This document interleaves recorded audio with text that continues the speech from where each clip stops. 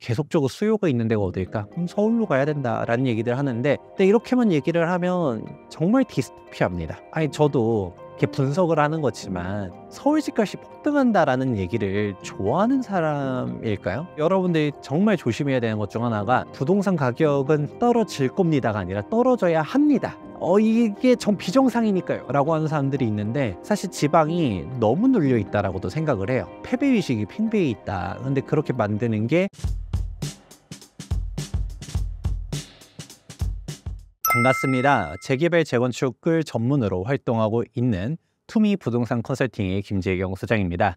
이번에 첫 책 시장을 이기는 부동산 투자 원칙, 이번에 또 한번 출간했는데요. 그 기념으로 해서 오랜만에 신사임당 채널 시청자분들과도 인사드리러 왔습니다. 정말 인구가 줄어들면 우리나라도 일본처럼 집값이 폭락하게 되나요? 이 시장에 관해서도 우리가 이제 여러 거대 담론들이 있어요. 부동산 가격이 이제 올라간다고 말하시는 분들도 있고 하락한다라고 말씀하시는 분들도 있는데, 근데 가장 대표적인 이슈 중 하나가 바로 인구 감소입니다. 왜냐하면 인구 감소라는 것은 인구가 줄게 되면 부동산에 대한 수요가 줄게 될 것이고, 그러면 가격이 빠질 것이다 라는 대단히 합리적이고 보편화된 그런 논리 구조 하에 이제 유지되는 거거든요. 그렇다 보니까 저조차도 인구 감소는 수요 감소를 불러오고 그 다음에 부동산 가격이 떨어진다라는 대전제를 흔들 생각은 없습니다. 그런데 여러분들이 좀 놓치고 있는 것은, 우리가 모든 진실 속에 사실 또 숨겨져 있는 것들이 있거든요. 여러분들이 원하는 지역도 흔들리냐에 대해서는 좀 다른 시각으로 바라볼 필요가 있습니다. 그래서 가장 대표적인 케이스 중 하나가 일본 얘기들도 많은데요. 왜냐하면 일본이 이제 고령화를 넘어서 이제 초고령화 사회로 가고 있고, 일본은 도쿄도조차도 이제 인구가 순감으로 감소할 정도로 전국적으로도 인구가 계속적으로 줄고 있는 국가이기도 해요. 그렇다 보니까 이제 일본처럼 간다라는 말들을 하는데, 이제 일본을 향한 부동산에 대한 시각이 사실 크게 두 가지 미스매칭이 있습니다. 이제 그거를 이제 한국과도 한번 매칭해서 한번 보면 좋을 것 같은데요. 우선은 결론부터 말씀드리자면, 여러분들이 집값이 빠지긴 빠지는데 그게 어디냐를 잘 보게 되면 그냥 냉정하게 말하면 지방 소멸이거든요. 그러니까 여러분들이 나는 서울에서 내 집 마련하고 싶어, 그것도 서울에서 아파트를 사고 싶어 라고 하게 되면 사실 아파트 가격이 빠질까에 대해서는 좀 다시금 생각해 볼 필요성이 있습니다. 왜냐하면 실제로 우리가 일본 부동산을 사람들이, 그것도 부동산 하락을 말하시는 분들이 가장 많이 언급하는 이유가 있어요. OECD 선진국들 중에서 실제로 부동산이 장기 침체로 간 국가가 일본밖에 없어서입니다. 그럼 어떻게 따지면 좀 이상하지 않나요? 왜냐하면 고령화 사회라는 거는 이제 우리나라가 이제 어마어마하게 빠르게 이제 출생률도 엄청나게 이제 바닥을 치고 있고, 그러면서 빠르게 가고 있다라고 하지만 사실 유럽 사회들도 고령화는 진작에 진입을 했거든요. 근데 미국이야 일단 논외로 친다 하더라도 다른 그 유럽 어느 국가들도 집값이 빠진 데가 없어요. 물론 일시적으로 글로벌 금융위기라든가 각각의 이런 경제 사정들에 따라서 일시적인 침체들은 있을 수는 있어도 장기적 우상향을 보여왔는데, 진짜 이제 L자로 갔다가 꺾인 데가 결국 일본밖에 없었다 보니까 사람들이 자꾸 일본처럼 된다, 일본처럼 된다 하면서 우리가 10년 전부터 20년 전부터 막 계속 일본 얘기만 들어왔던 게 가스라이팅 아닌 가스라이팅이 다가왔거든요. 그게 사실 일본 외로 다른 사례가 있었으면 독일처럼 된다, 영국처럼 된다 이랬을 텐데, 다른 국가는 없고 일본만이 그렇게 빠졌다 보니까 자꾸 일본 얘기를 합니다. 그럼 이거는 통계적으로도 이상치라고도 해요. 이게 일본이 특이한 거 아니냐라고 볼 수 있겠지만, 많은 사람들이 또 우리가 동아시아 한자 문화권으로서 또 인구 구조도 그렇고 그리고 산업 구조들도 그렇고 일본에 대한 사항들 우리가 패스트 팔로워로서 많이들 쫓아갔다 보니까 일본처럼 될 것이다 라고 말하시는 분들도 있거든요. 오케이, 자 그러면 일단 첫 번째 오류는 일단 잡아왔어요. 일본이 되게 특이했었다. 근데 우리가 일본처럼 된다라고 하게 되면 어떻게 되느냐, 일본이 우리가 집값이 회복을 잘 못하고 있는 건 팩트입니다. 통계적으로 보게 되면 일본 전체적인 이제 부동산 가격 지표는 우리 버블 경제, 플라자 합의 이후로 버블 경제가 엄청나게 컸었을 때 그때 이제 확 무너져서 잃어버린 20년, 잃어버린 30년 얘기하거든요. 그러면서도 부동산 가격도 이제 힘을 못 쓰고 그러고 있는데, 중요한 것은 일본 도쿄도. 참고로 계속 조금 일본을 좀 오해하시는 분들이 있는데 도쿄도 자체는 서울의 3배나 되는 사이즈입니다. 그러니까 어지간한 경기도 면적들 합친 게 도쿄도예요. 그런데 일본도 이게 도쿄도로 된 지가 꽤 오래됐지만 그 전에 도쿄시였을 때가 이제 도쿄 23구로 따로 일본에서도 통계적으로 분리해서 봅니다. 그게 서울 면적과 비슷하거든요. 그래서 그러면 도쿄 23구를 일단 구분해서 먼저 한번 보고요. 여기서도 도쿄 23구도 멘션 가격 자체는 버블 경제 이전에 회복 못한 거는 팩트입니다. 근데 신축 멘션 평균 가격을 보게 되면 정고점을 돌파해버렸어요. 그러니까 우리가 이렇게 생각하면 좀 이상하게 생각할 수밖에 없는 게 일본은 막 언론에서 많이 얘기하잖아요. 일본 젊은이들은 집은 사는 게 아니라 사는 거다. 즉 바이가 아니라 리브다.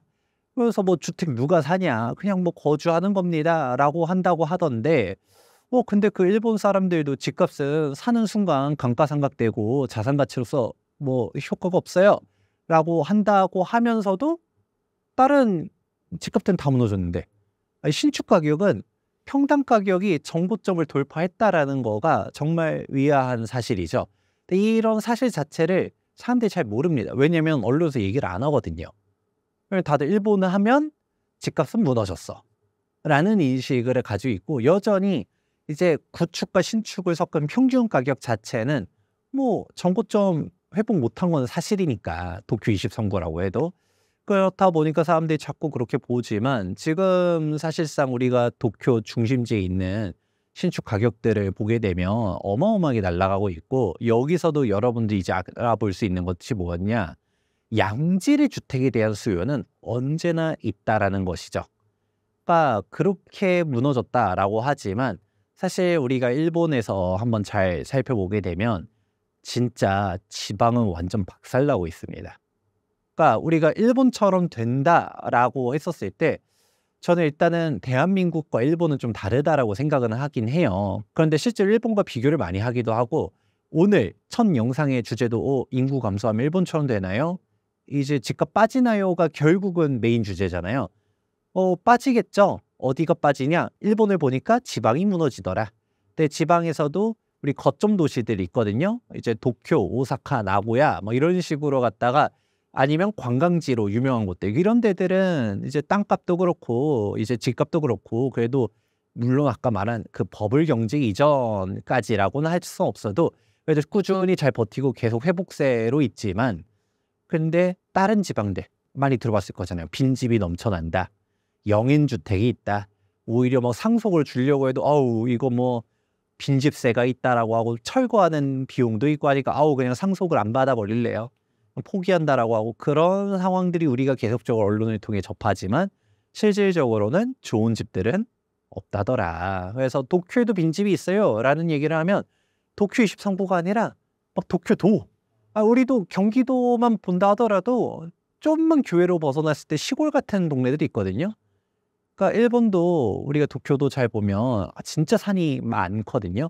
이제 도쿄에 있는 이제 23구 쪽이 평야 이쪽 부분 외로는 산도 많고 그런데 그런 쪽들도 그렇고요. 그리고 우리나라로 따졌을 때 1기 신도시 격에 있는 곳들. 이제 도쿄 23구 여기서도 이제 핵심 지역들 있죠. 시부야구나 주오구나 미나토구나 이런 쪽에서 지하철로 30분 거리에 있는 곳들. 여기가 우리가 일명 이제 들어보셨을 겁니다. 다마뉴타운 해가지고 근데 이 다마뉴타운이 또 이제 오명이 있어요. 무슨 고스트타운 우리나라 말로 하면 유령도시로 갔다가 얘기가 많은데 근데 막상 다마뉴타운도 보게 되면 이제 역세권 주변은 그래도 개발이 되고 여기 도시재생 사업하면서 참고로 우리나라 도시재생이 좀 다릅니다. 우리나라 도시재생 보존인데 여기는 재개발 재건축을 해요. 그래서 신축들 있고 젊은이들도 있고 그리고 뭐 이제 어떻게든 컴팩트 시티로 갖다 추구하면서 사람들이 사는데 여기서 조금만 벗어나기 시작하면 노인들밖에 없다고 합니다.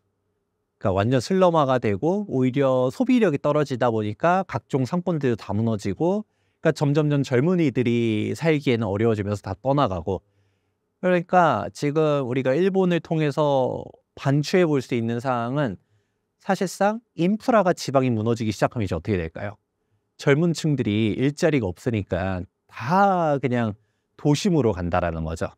그리고 그게 오히려 지방을 더 공동화 현상을 만들어서 더더욱 수도권 쏠림 현상을 만들게 되고요.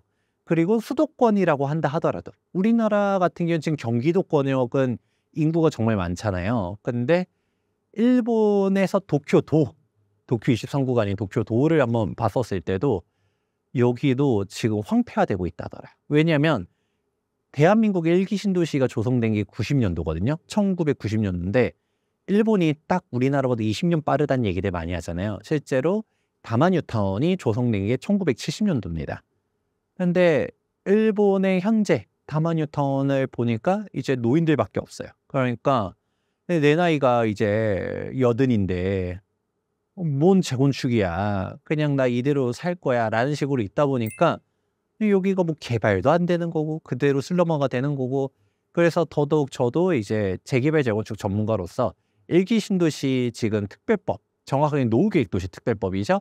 노후계획도시 특별법까지 하면서 이제 일기 신도시 정비를 하겠다라고 하는데 이거는 정권이 어떻게 변한다 하더라도 추진력 있게 해야 된다고 저는 생각하는 게 그러면 이게 20년 뒤에 일기 신도시가 진짜 일본처럼 되게 되면 슬럼화가 될 것이거든요.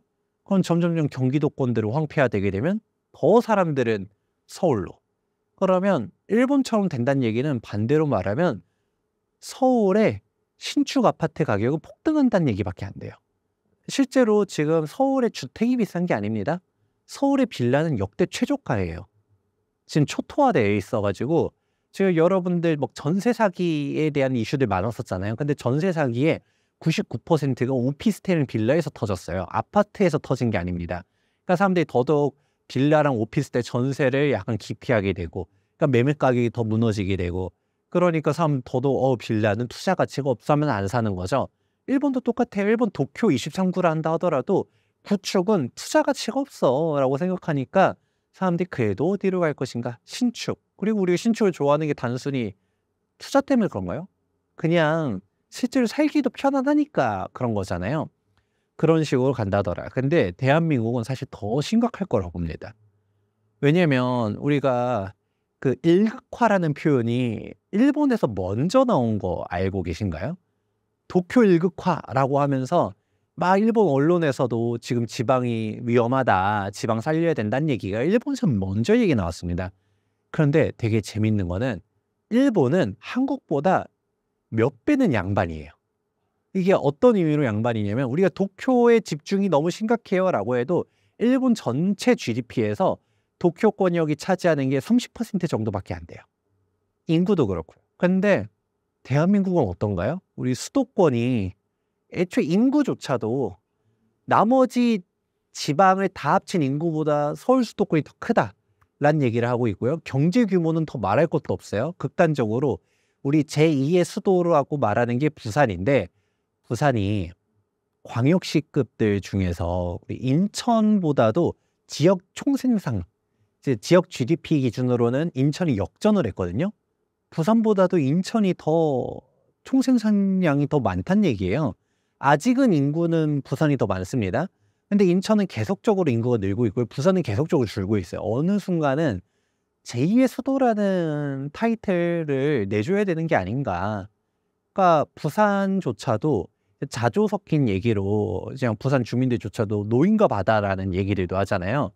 그리고 혹은 아파트와 바다다. 그냥 있는 기업들 다 내보내고 그냥 무슨 아파트만 때려짓고 이게 미래가 있냐라는 얘기들 하는데 부산에서 태어난 이제 젊은이들조차도 부산에 그냥 거주하고 싶으면 거주할 수 있게끔 해야 되는데 근데 자꾸 떠나는 이유가 내가 원하는 일자리가 지방에 없다라는 게 가장 큰 문제죠. 그러니까 내가 여기를 떠나지 않고 있을 수 있도록 해줘야 되는데 자꾸 부산조차도 그러면 우리가 교통이 좋은 우리가 충청도권역에서는 이제 기업들도 많이들 몰려 있고 그러거든요. 그런데 교통의 중심지 대전은 어떤가 하면 대전도 대한민국 100대 대기업들 중에서 대전에 본사를 둔 곳이 단 한 군데도 없대요. 그러니까 그만큼 그냥 대한민국은 그냥 인천 아까 얘기했죠? 인천이 좋아서 뜬 게 아니라 수도권이기 때문에 사람도 몰리고 일자리도 몰리고 하는 것이다. 정확하게는 인천 자체 일자리가 어마어마하게 많겠어요? 그냥 다 서울 출퇴근으로. 결국은 다 이런 상황들을 보게 되면 제2의 수도라고 말하는 부산조차도 그냥 부산 주민들조차도 이게 어떻게 되냐라는 얘기를 할 정도다 보니까 지금 대한민국의 경제 구조는 사실상 거의 일반적인 국가라기보다는 거의 도시국가적인 성격을 더 많이 띠고 있어요. 그러면 대만 아니면 홍콩, 싱가포르 집값들을 생각해 보면 어떤지를 보면 지금 서울 집값이 여기서 멈추는 게 아니라 더 무서워질 수 있겠다라는 거를 생각해 보면 이제 인구 감소라고 했을 때 수요는 감소하겠죠. 근데 그 수요 감소가 어디서 나오느냐? 여러분들이 원하는 집이 빠질까요? 지금 이미 농어촌 가보면 빈스트 널렸습니다. 근데 여러분 그런데 안 가잖아요. 지방 같은 경우는 지금도 미분양 엄청 많거든요. 신축 아파트를 좋아해요 라고 한다 하더라도 지방의 신축 아파트는 미분양 엄청 많고 할인 분양하고 있어요. 그런데도 여러분 안 가잖아요. 즉 내가 원하는 눈높이에 내가 원하는 양질의 주택이 부족하다라는 것을 진지하게 인식하실 필요가 있다. 이렇게 말씀드립니다. 2025년도 부동산 시장은 정말 혼란스럽다라고 할 수 있는데요. 그럴수록 우리가 원칙과 기준을 잘 잡아야 된다고 생각하고 있습니다. 그래서 이 책 제목과도 맞는 이 시장을 이기는 부동산 투자 원칙에 따라서 여러분들이 부동산 시장을 바라봄에 있어서 어떻게 해야 되는지, 그리고 제가 역시 재개발 재건축 전문가 아니겠습니까? 정비 사업에 대한 사항들도 한 파트 있고요. 무엇보다도 즉 이제 정책에 대한 변화들도 예고가 되어 있거든요. 이제 정치 지형 지도가 어떻게 바뀔지 모르기 때문에 정권에 따라서 우리가 대응할 수 있도록 정책에 대한 사항도 이번에 탄핵 정국이 오면서 빠르게 반영을 해가지고 나온 첫 부동산 책이라고도 볼 수 있습니다.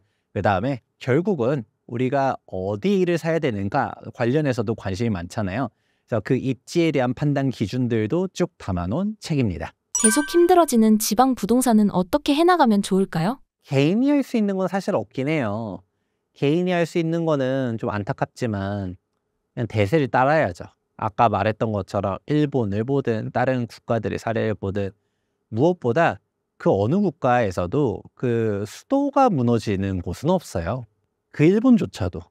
그렇다 보니까 그러면 내 재산을 지키기 위해서 부동산 투자는 끝났다라고 얘기들 하잖아요. 그래서 저도 다 오르던 시대는 끝났다라고도 했거든요. 그러니까 이제는 좀 안타까운 불편한 진실 중 하나가 부동산 가격이 올라가야 떨어져요라고 말하면 이제 틀려요. 아니 2023년도, 2024년도 부동산 어땠나요? 라고 했었을 때 서울 사람들은 좋았어요 라고 얘기를 할 텐데 지방 사람들은 되게 힘들었어요 라고 얘기를 하고요. 그리고 서울이라 한다 하더라도 빌라 시장은 초토화됐거든요. 진짜 안 좋았어요. 왜냐면 오히려 전세 사기 점점 더 심해지면서 이게 답이 안 나와지고 전세 가격 빠지고 하다 보니까 진짜 집주인들 다 이제 피를 토하면서 있었는데, 근데 아파트 여기서도 강남 아파트 미친 듯이 올라갔다 보니까 이제 시장을 좀 양극화를 넘어서 초양극화라고도 표현을 하는데 그렇게 바뀌고 있다라고 하는 게 앞으로도 계속될 것 같으면 이제 인구 감소는 거스를 수 없는 대세가 돼버리긴 했죠. 출산율이 우리가 미래 세대가 열심히 미래 세대도 아니고 지금 이제 현재 젊은이들 2030이 열심히 애를 낳아서 애를 3명씩 낳아서 인구 감소를 멈추고 다시 이제 부양을 할 것이냐는 사실 조금 희망찬 미래를 아무리 기대한다 하더라도 좀 요원하긴 하거든요. 그러면 이제는 더 이상 이제 집이 계속적으로 부족하다라는 말은 좀 틀리기도 해요. 어디가 부족하냐라는 얘기거든요. 집만 공급하면 뭐예요? 거기 사람이 안 사는데.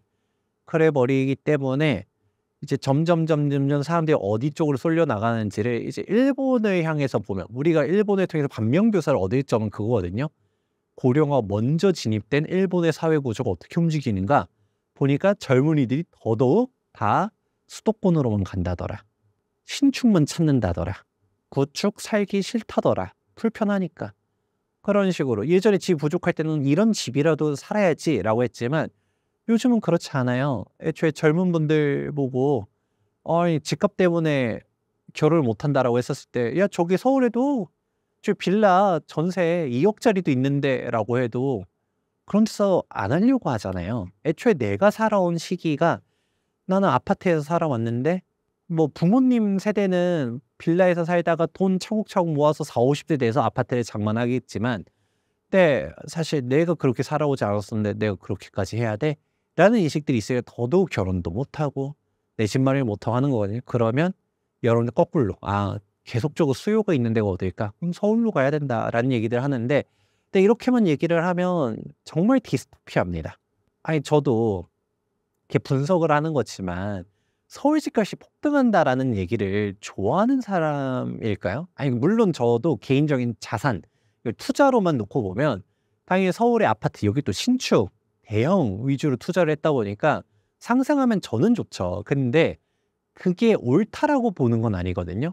그래서 여러분들이 정말 조심해야 되는 것 중 하나가 이제 말을 하는 거를 듣다 보면 이제 분석을 통한 결과를 도출하는 게 아니라 당위성을 약간 혼합하시는 분들이 있어요.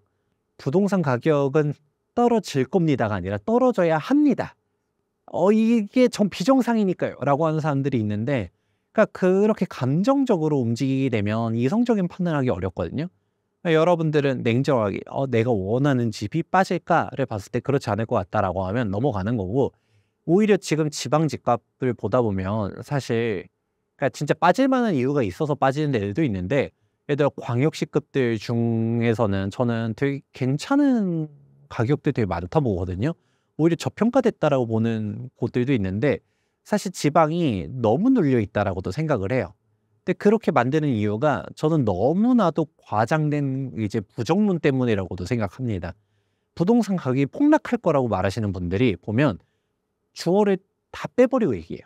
그러니까 제가 아까도 상승이라는 게 전국이 다 상승이 아니라 지금 일본을 통해서도 우리가 반주해 보았었을 때 서울에서도 신축 아파트 중심으로 올라갈 것 같다라는 얘기를 했잖아요. 근데 그런 얘기 안 하고 일본처럼 됩니다. 다 무너집니다. 일본에 영인 주택이 있는 거 아시죠? 이제 인구 감소하게 되면 대한민국 부동산 끝났습니다라고 얘기하면 이걸 곰곰이 잘 생각해 보는 거죠. 그 말이 어느 정도 맞는 것 같아. 하다 보면 저도 맨 처음에 시작할 때 뭐라고 했나요? 인구 감소는 수요 감소가 오고 집값 하락이라는 기본적인 구조를 제가 부정할 생각은 없다는 얘기했잖아요. 그러면 그 인구 감소에 대한 주장을 곰곰이 잘 생각해 보다 보면 우리 얘기네? 라고 생각하는 거죠. 지방에는 미래가 없어. 실제로 서울 사람들은 별로 인구 감소를 체감 못하고 있는데 사람 엄청 많잖아요. 교통 맨날 막혀요. 근데 지방은 벌써 학교들이 폐교가 되고 있고 지금 뭐 인프라가 무너지고 있는 것들이 눈에 보이다 보니까 이 지방을 탈출해야겠다라고 하면서 서울로 넘어가는 거죠. 왜냐면 이제 신사임당 채널이 부동산만 다루는 게 아니라 주식도 다루고 코인도 다루고 하잖아요. 그런데 이제 지금 국장에 대한 아주 냉소적인 비난들이 많죠.